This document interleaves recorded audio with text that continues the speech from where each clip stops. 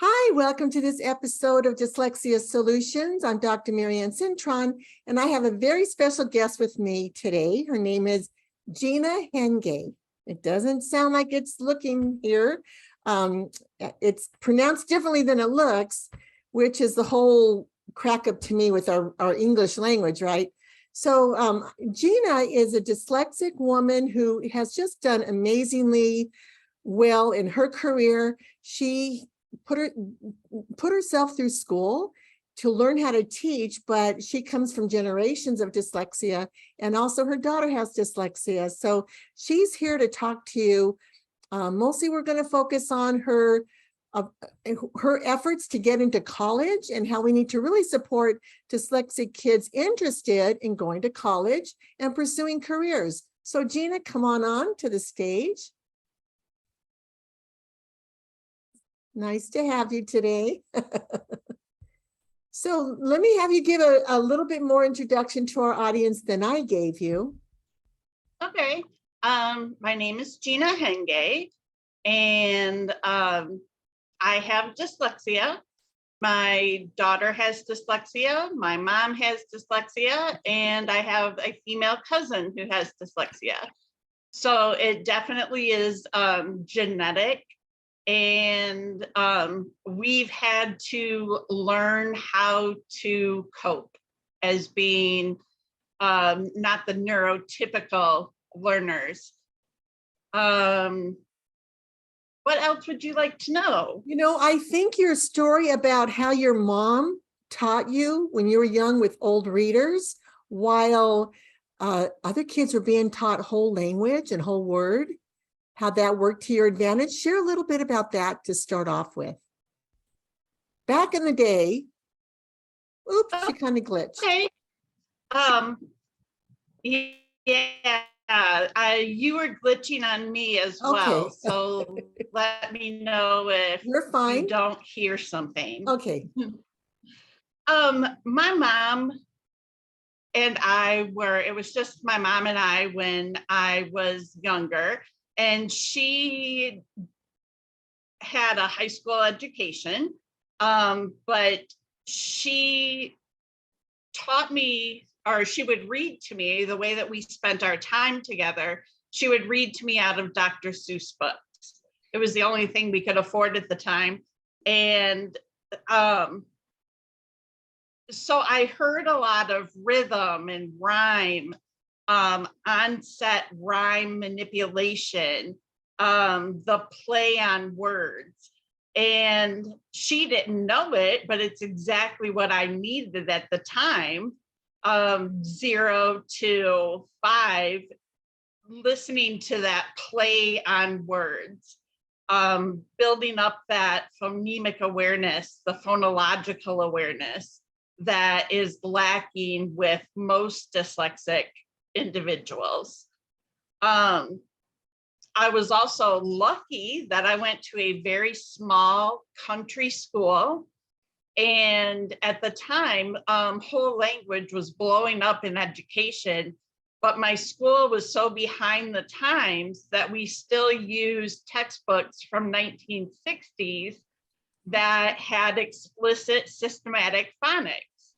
So between my mom laying that foundation of phonological awareness and the school teaching me with explicit systematic phonics, decodable readers, Dick and Jane books, I was able to get my brain rewired to where I was able to read. Unfortunately, we did not have a systematic or explicit spelling program, which is where my deficit now lies even as an adult. I was never taught patterns in spelling. Even as an adult, I get made fun of for my inventive spelling.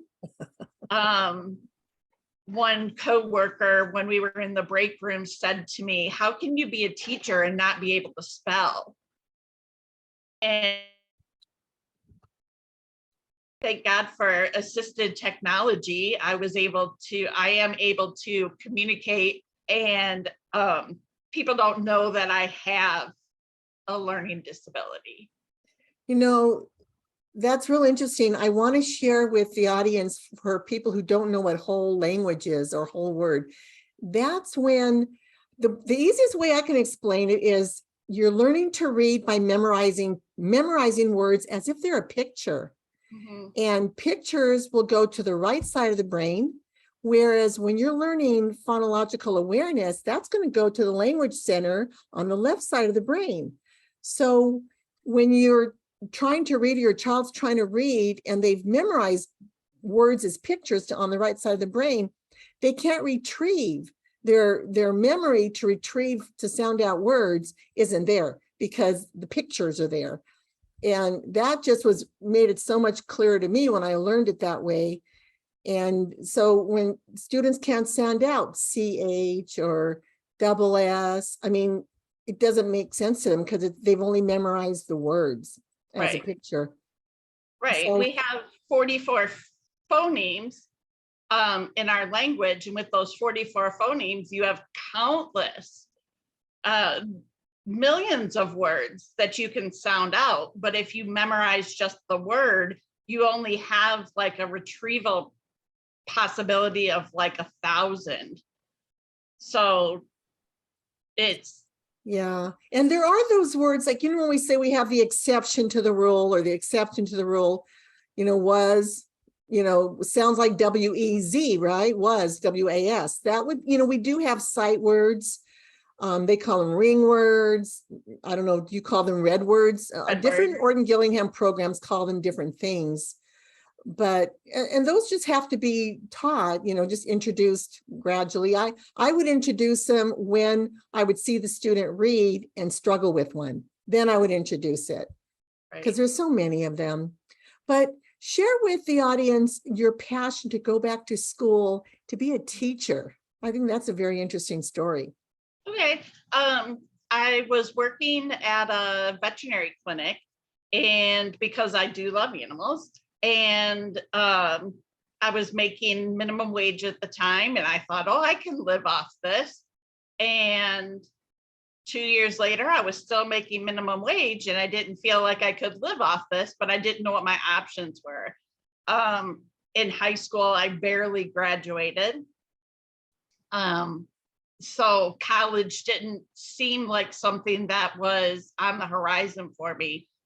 One of my friends was tutoring at a housing project, and I went with her to the housing project and was teaching kindergarten through 8th graders how to read. And the parents were so appreciative and welcomed us. And the kids loved the attention they were receiving.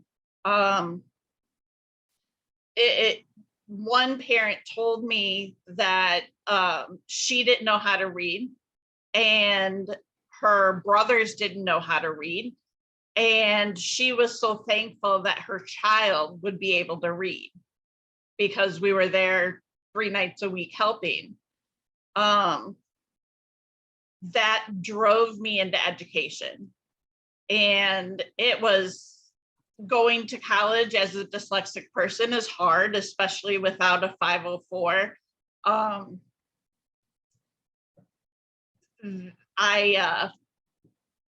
My intelligence was questioned a lot because of my writing and my inability to spell. And I think that that's something that now, with the assisting of spell check and speech to print, that we can go to college and succeed a little bit easier than it was when I went to college. Yeah, it really is. Let me explain to the audience about a 504 also. So I'm in California, and special ed students bring the district about $26,000 per year per student. Kids not in special ed, if they're in general ed, it's half that amount. So $13,000 was the latest tuition, or the latest research. But when you have a 504, your child doesn't receive the special ed funds. The 504 puts your child in a category where they're going to get extra attention from the teacher, extra support. The teacher has to keep their eye on the child and be sure, are they keeping up to task? Are they getting peer support? And they do have goals, but they're not in an IEP, an individual plan. And the thing with the 504 is some kids will graduate out of special ed, and the parents are afraid to lose all the work that went into getting their child this special ed support. They don't want to lose all that, so they wanted the child to be on a 504 for a year. And sometimes I've had middle school students who didn't want to stand out with their peers and be in special ed and be pulled out. So the 504 was for them, where they just kind of blended and blended in with the other students in the classroom. And kids didn't even need to be on a 504. But I did notice that, you just keep a special eye on them and yeah, you're doing good. And so eventually they want to graduate when they have peace that they don't need to be on getting that extra support. So that might help some of the listeners. Talk to me about how you started getting your daughter's support when she was diagnosed, and what kind of help she was getting. Sure. And tell us of the battle you had to get her the support as an advocate for her. Well, I'm an educator and my husband's an educator. So when my daughter was born, all the things that they tell you to do, we did. She was surrounded in a literature-rich environment. We read countless books every day. She pretended to read. She had print awareness or print concepts down. She knew the front, the back, top to bottom, left to right. And she understood that words contained meaning. So I thought we were on the right track. Everything was smooth sailing. She got to kindergarten and she had a little bit of a trouble with the letter sound correspondence. So it was hard for her to learn her alphabet. It raised red flags with me. So I asked the school to have her tested. I requested an evaluation. They did an evaluation and did not find that she was below the 25th percentile, I believe it was. So they said that she would not be receiving any services. So first grade came, second grade, she began with school aversion. She missed around 30 days of school her second grade year, and she would throw up before school. This was at the time when spelling became a major part of the grade, where she should have been learning word patterns in a systematic way. Her words that she would get didn't have any rhyme or reason to them. So she was trying to just memorize those words as whole, and she was unable to do it. I asked for her to be tested in second grade as well, and they did. She didn't fall below the 25th percentile. She went to third grade and then on to fourth grade. And fourth grade is when the struggle with reading really began. They were doing leveled readers.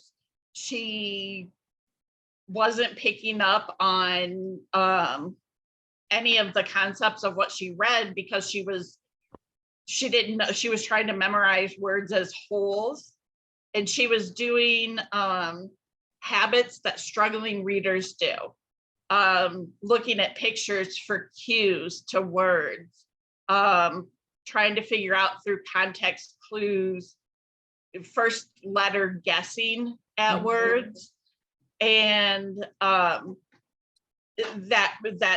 did her well through first and second and third grade. But in fourth grade, there was more than one H word that was, a medium-sized word. So she would just guess at random H words because she couldn't Yes. sound out the word.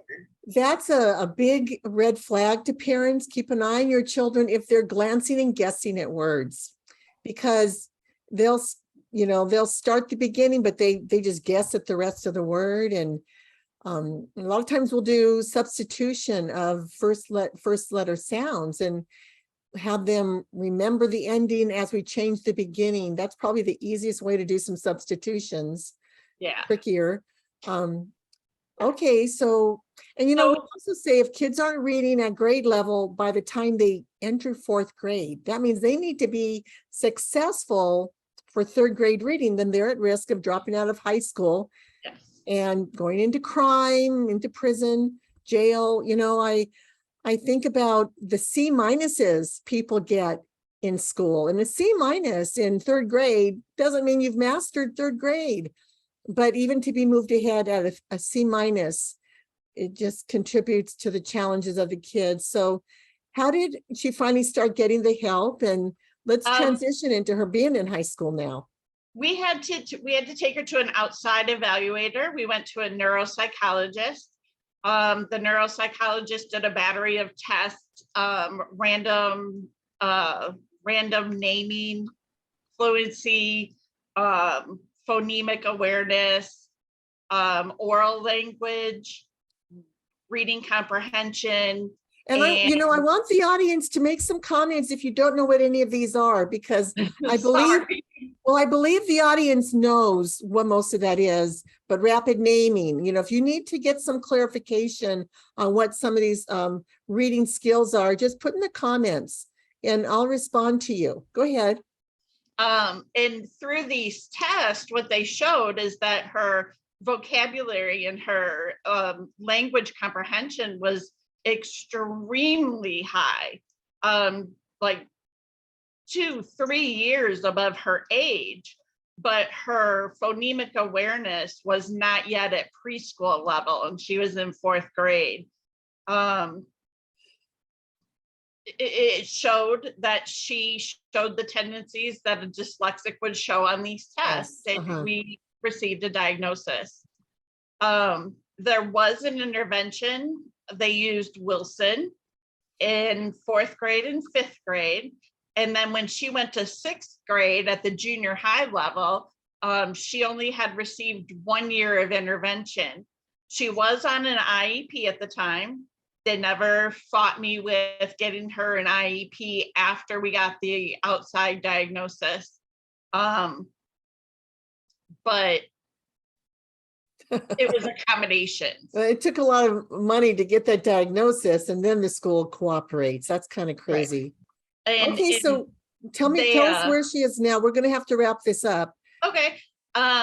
Well, I ended up having to hire an attorney, and we fought to get interventions put at her junior high. So now our district has interventions K through 8th grade. She's in high school now, and she had only had 2 years of interventions with all the fights that we had. So I had to call the high school and get the ball rolling, but now they actually have interventions 9 through 12, Wilson intervention at her high school as well. So it took a lot of fighting, but I think that we did a lot of good for the kids who were at least coming up behind us. The resources are there. Now, you got your dyslexia specialist credential. Did you study Wilson as well? No, Orton Gillingham. And just the methodology. Yeah. Yes. Okay. I was letters trained. Okay. Orton Gillingham certified, and then took the K-Peary test, which is knowledge and practice, and graduated with my master's of the science of reading from Mount St. Joseph University. That's just amazing. Congratulations on that. Thank you. One thing that really got my attention when we spoke before was the assistive technology that your daughter's able to use now in high school helps her not stand out in the class. She feels more like the other kids. You want to talk to that about what that does for her self-esteem, and it Sure. helps her achieve success. Yeah, one of the problems that she did have was that she was always pulled out in small groups.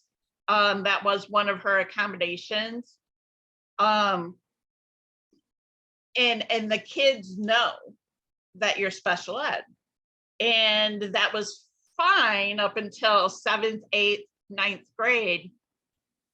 And then she would choose not to get pulled out because she didn't want to be singled out. So her school is a one-to-one school, so they have Chromebooks, and the spell check helps. She's allowed to do the text to print. She does snippets of high academic language papers that are on the computer, and there's a Google app or extension that will read that snippet to you. So she's got a lot of things that as resources now that help it so that she doesn't stand out as a student with disabilities. And you know, what's also very exciting is that she has a vision to go to college. And I started this interview saying that we were going to talk more about that, but we really haven't, but that's okay.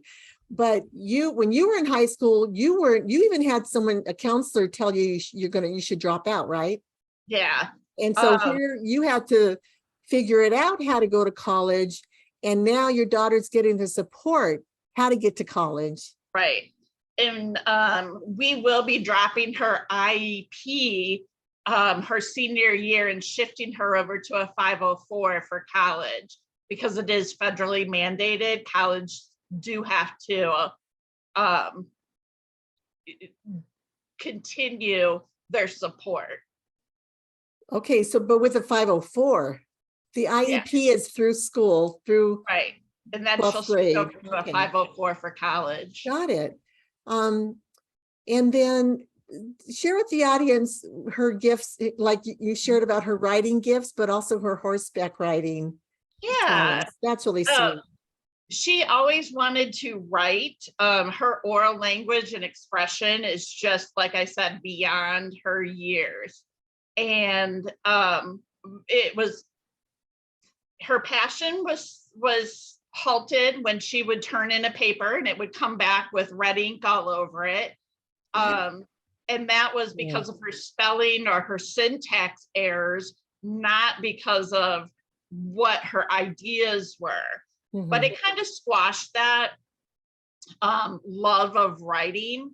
It's starting to come back. So I'm hoping that we have a budding author on our hands. She also rides horses and has a real innate ability with animals. So she wants to do something with animal sciences or run a barn where she can teach people how to ride horses. And we certainly need that. Now, I didn't tell the audience you're in Illinois. Yes. And I love watching the movies of Heartland and other movies where horses and horse whisperers and stuff. And what a gift your daughter has for you to be advocating for her and helping her. And you know, we talk about dyslexia being a trait of genius, and some people really resonate with that. It's been a little bit different with you. You felt more of the frustration, like, why did we have to work so hard, right? Yeah, we do. We have to work 10 times harder than neurotypical people to have the same success in reading and spelling. But I do believe that you have other things that become greater, like your vocab, your language, your expression. It's just hard to get those things down on paper. Yeah. Okay. And your resilience, your tenacity is just improved. And I'm really looking forward to seeing how your future goes for you and for your daughter. That's real exciting. Thank you. So we're going to have to wrap this up. You want to end with some final words to our audience? Don't be afraid to fight. Be the mama bear. There Yeah, are resources out there, and it's tough, but you will succeed. yeah, definitely takes that perseverance and do not quit attitude, right? Yes. Okay, so audience, thank you for tuning in today. And, you know, we are a nonprofit organization. If what we have shared inspires you and you'd like to be considered a sponsor and make a donation, any amount would help. You can go to dyslexia-solutions.com and we'll continue to get these messages to you and even show some writing exercises and some other for episodes down the road. So thank you, Gina, for being with us today. I'm just so thankful to have met you. And I look forward to continuing a relationship with you. Okay, Thank you bye, very much. everyone.